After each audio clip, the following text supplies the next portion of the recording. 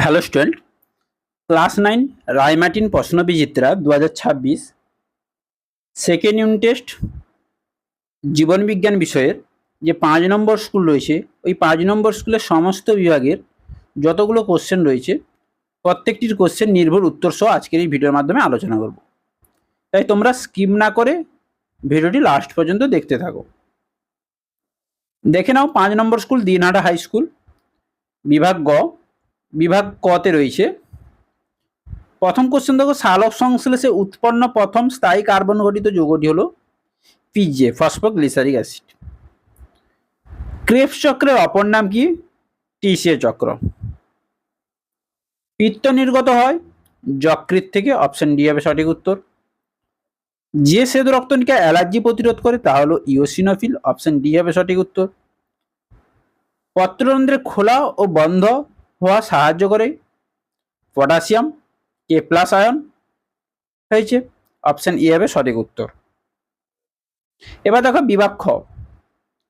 বিভাগ খতে দেখো প্রোটিন বিপাকের ফলে অ্যামাইনো অ্যাসিড উৎপন্ন হয়, সঠিক উত্তর হবে অ্যামাইনো অ্যাসিড হয়েছে, অ্যামাইনো অ্যাসিড উৎপন্ন হয়। বুঝতে পারলে? এবার দেখো ক্লোরোফিল রঞ্জকে প্রধানত কোন ধাতু বর্তমান? ম্যাগনেসিয়াম ধাতু, এমজি। নেক্সট দেখো একটি শব্দ বা একটি বাক্যে উত্তর দাও।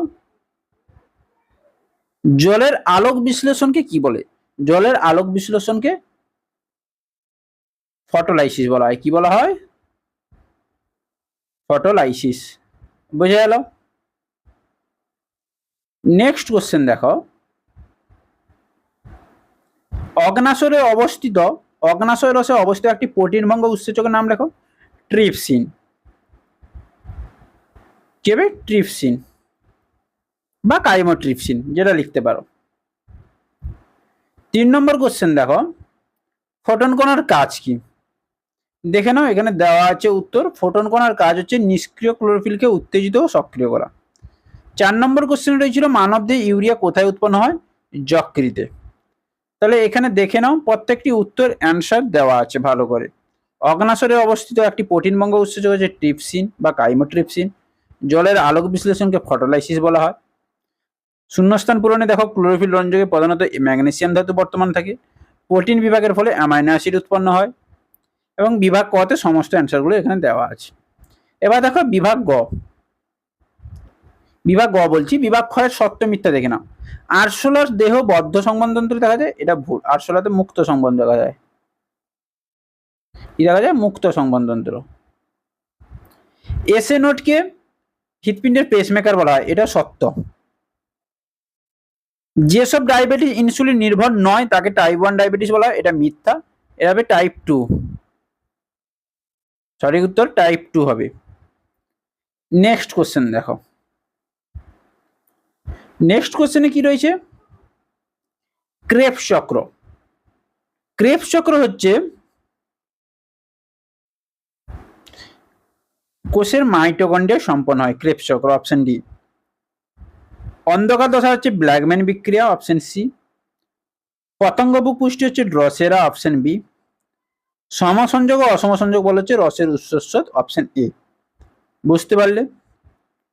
এবার দেখে নাও বিভাগ গ এর কোশ্চেনগুলো। বিভাগ গ তে দেওয়া আছে দেখো, মানবদেহের অতিরিক্ত দুটি রেচনাঙ্গের নাম। একটি হচ্ছে ত্বক আর একটি হচ্ছে ফুসফুস। মানুষের কতবার দাঁত ওঠে? 2 বার দাঁত ওঠে। একটা দুধে দাঁত, একটা হচ্ছে স্থায়ী দাঁত। মানুষের স্থায়ী দন্ত সূত্রটি দেখে নাও। মানুষের স্থায়ী দন্ত সূত্র এখানে দেওয়া আছে সম্পূর্ণ দেখো।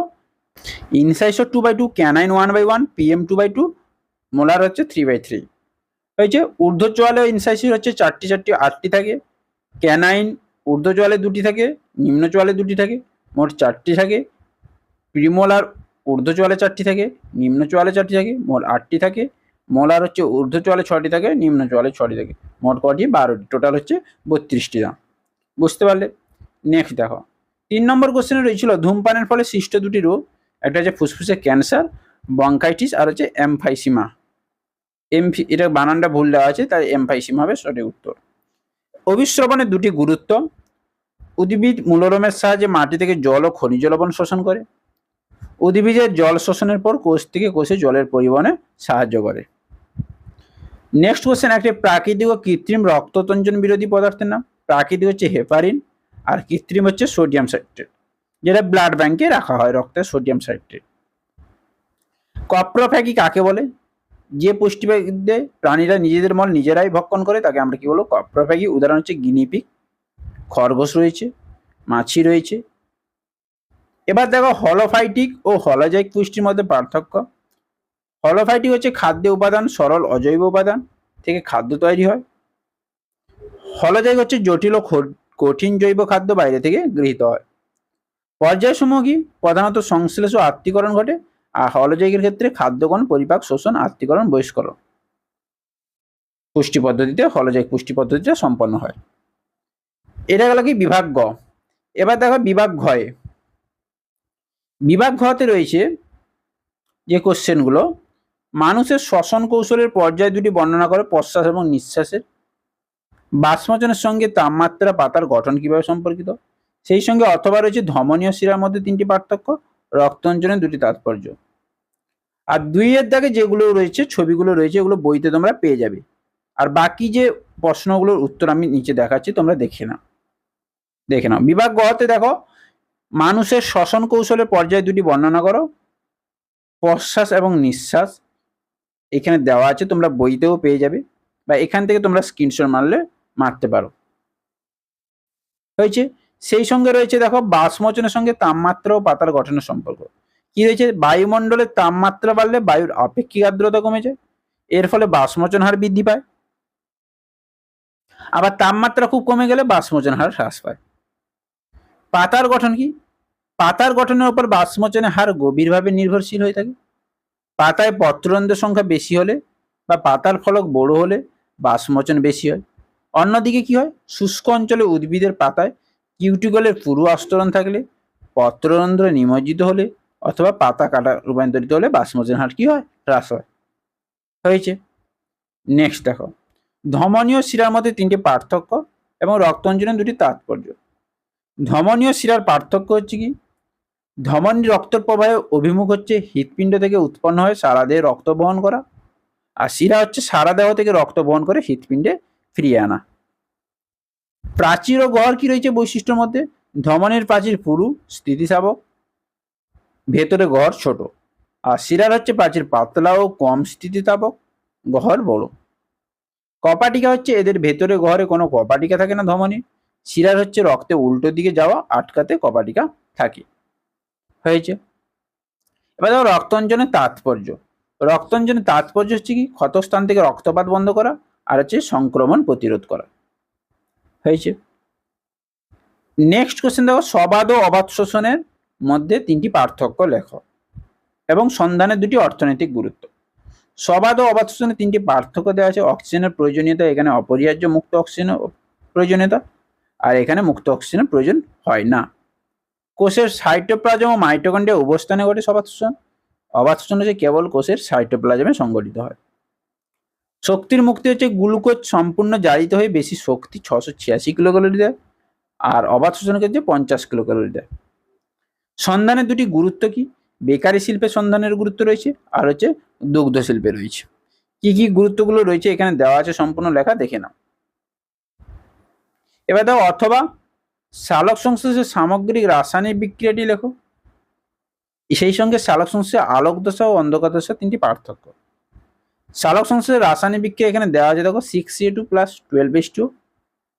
এখানে সূর্যালোক এবং ক্লোরোফিল সহায়ককারী উপাদান থাকবে।